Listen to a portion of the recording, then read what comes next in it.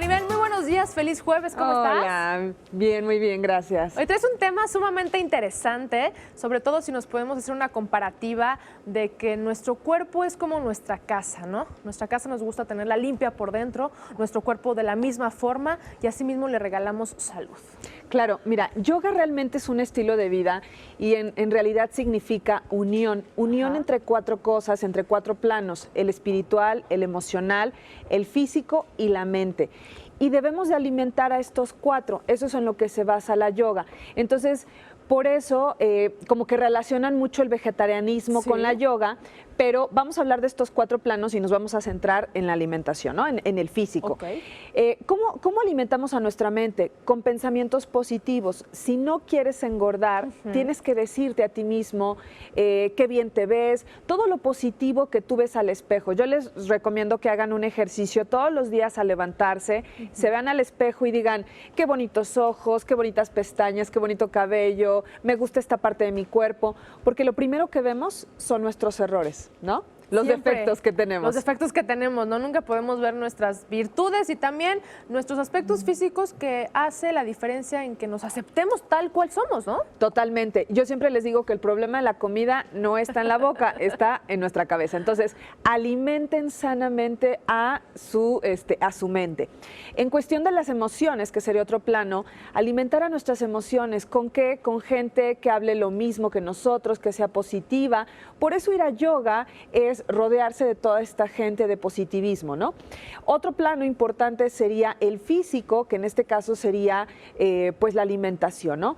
El acto de llevarme algo a la boca, de nutrirme, porque acuérdense que lo hemos dicho muchas veces aquí, alimentarme es llevarme garnacha a la boca y sí, nutrirme, lo que encontremos, ¿no? Quizás exactamente. Nutra, ¿o no? Y nutrirme es que ese alimento vaya, nutra, por ejemplo, mi sabor, mi paladar y obviamente todos mis órganos para que al final todo se centre en alimentar nuestros genes y nuestro ADN, ¿no?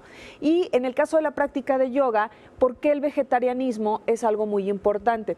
Porque es una práctica muy congruente entre el respeto a los demás, pero también principalmente el respeto a ti mismo. Entonces, se basa en que, bueno, hay que respetar los tiempos de los animales, de las cosechas, y por lo tanto el vegetarianismo es la práctica que llevan ellos, en donde la teoría es donde todo lo impuro no debemos de permitir que entre. En este caso, pues la matanza de los animales, las cosas que son de criadero, todo esto, pues al final no tiene justificación para terminar con una vida. Ese es por la razón por cuál es vegetarianismo en el caso de la yoga. Que además, si los animales murieran por proceso natural, quizás se pudiera aceptar o se pudiera incluir, claro, ¿no? Ya de otra manera. Pero bueno, sabemos que pues alteran completamente estos procesos, estos procedimientos y pues muchos animales pues pierden la vida, ¿no? Con tal de pues, seguir con el proceso también de alimentación para las personas, ¿no? Lo que sí es que un cuerpo descuidado habla completamente de un desequilibrio y de una desconexión total entre el ser y pues todos los órganos del cuerpo que lo conforman, ¿no? Claro que sí, por supuesto. Algo importante que yo les recomiendo mucho es la meditación.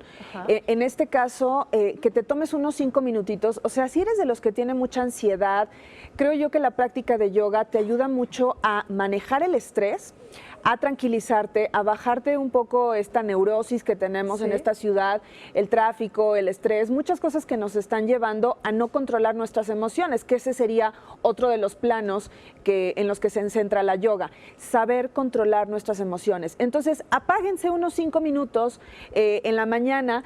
Pon tu mente en blanco, no necesitas saber en realidad toda la técnica de meditación, pero con que te apagues, trates de no pensar en nada y después ya arranques tu día con todo este pensamiento de qué voy a hacer, cuáles son mis tareas, a dónde tengo que llevar a los niños, 1000 cosas, ¿no?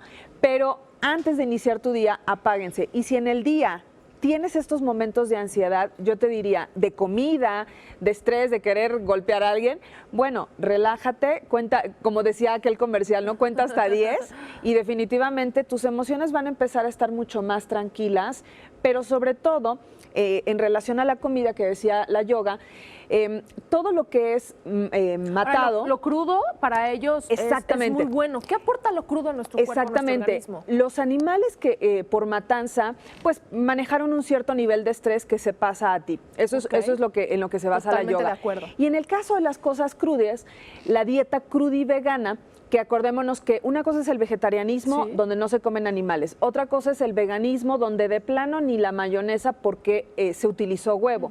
Y el otro es el crudivegano.